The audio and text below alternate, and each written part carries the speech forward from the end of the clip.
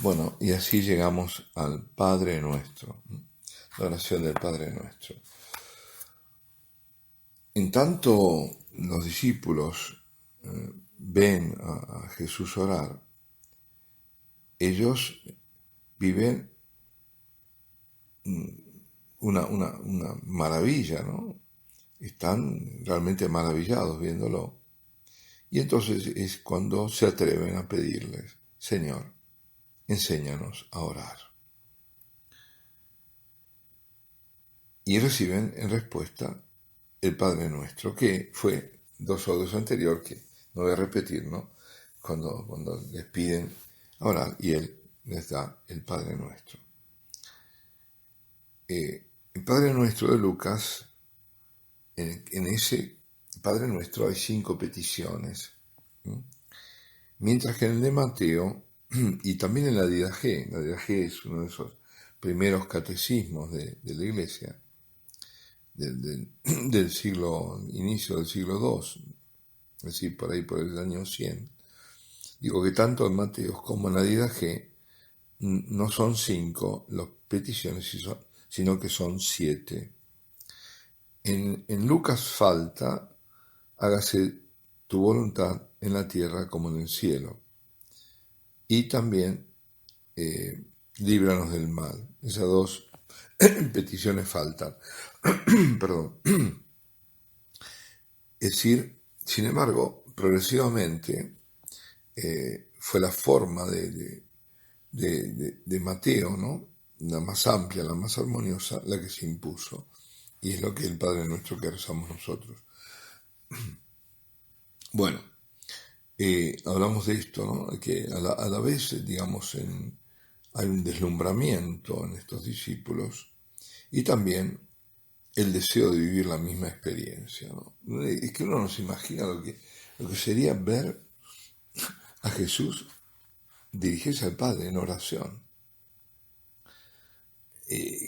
Claro, estos apóstoles, mejor dicho, discípulos todavía, son conscientes que a orar se aprende y que ellos no saben hacerlo.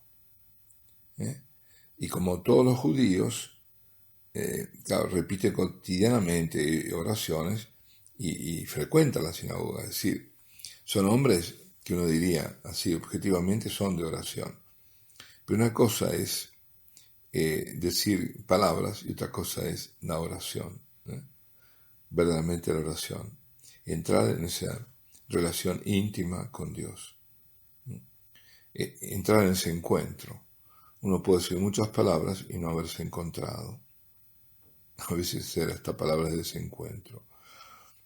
Y en cambio, o decir tener muchas devociones y no haber llegado a la devoción con mayúscula, que es una oración en el fondo, ¿no?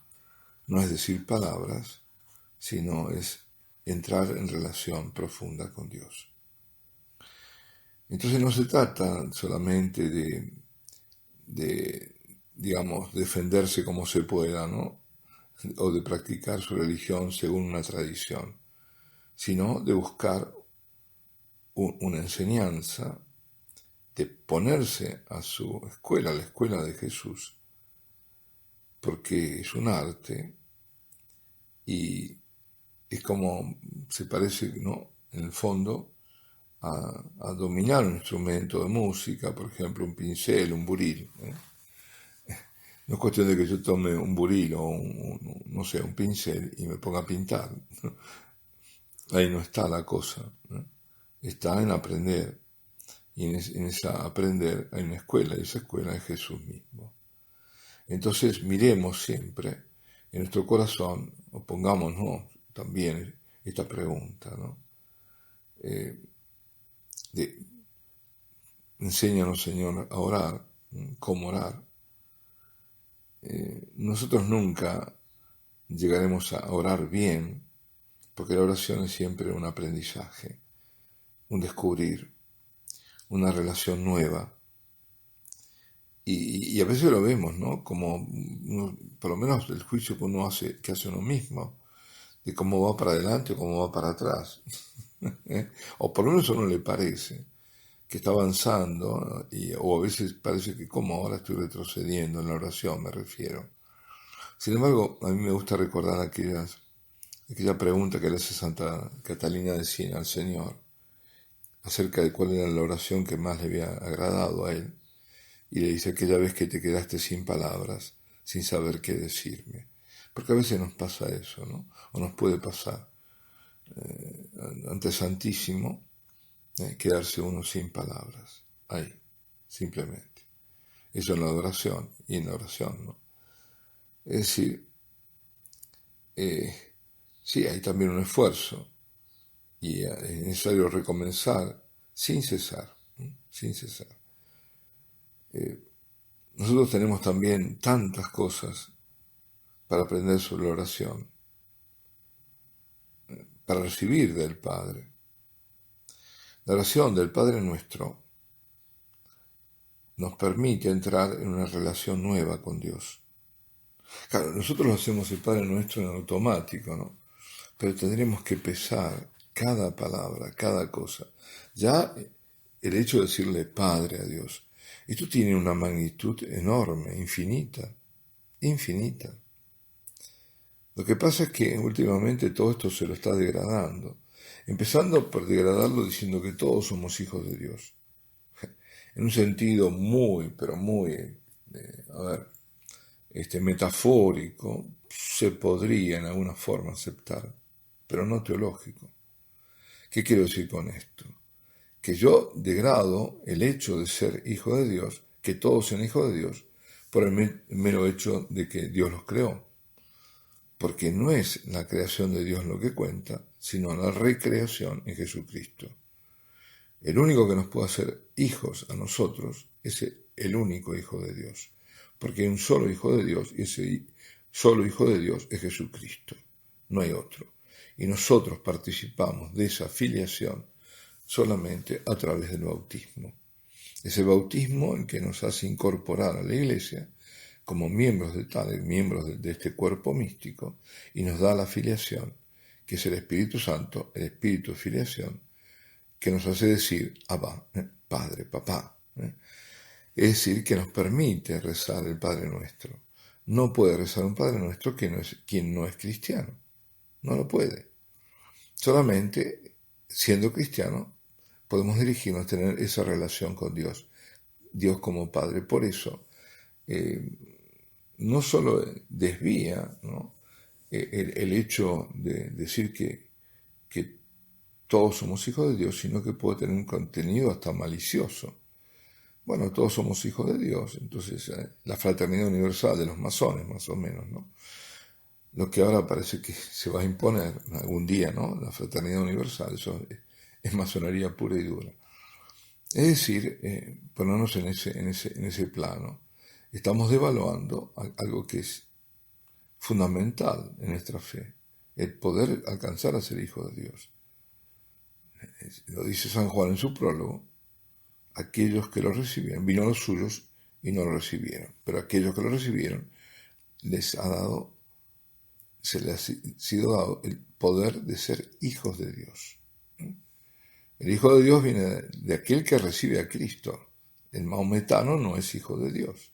El budista no es hijo de Dios. No ha recibido. El judío no es hijo de Dios. Esto es duro decirlo, ¿no? Es totalmente incorrecto, parecería, pero es la única verdad.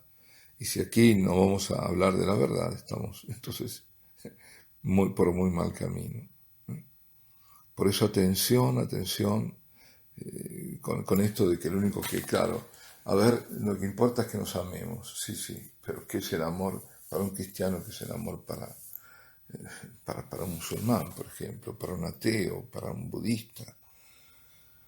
No es lo mismo, no es lo mismo. El amor que Cristo nos enseña, el amor de oblación total, no es el amor de los demás. Son palabras que se terminan siendo palabras equívocas. Perdón por este excursus, pero creo que es importantísimo comentarlo.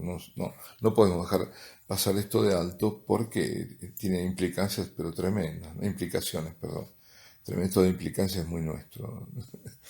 Pero la palabra española no es implicaciones. Bueno, implicancia es un argentinismo. Bueno, entonces, tenemos cosas así para aprender de la oración y de esta oración que nos permite, como decía, entrar en una relación nueva con Dios y pesar cada cosa que decimos. Ya el hecho de Padre, creo que fue San Francisco, que rezando el Padre Nuestro se quedó en Padre y se quedó en un éxtasis profundo.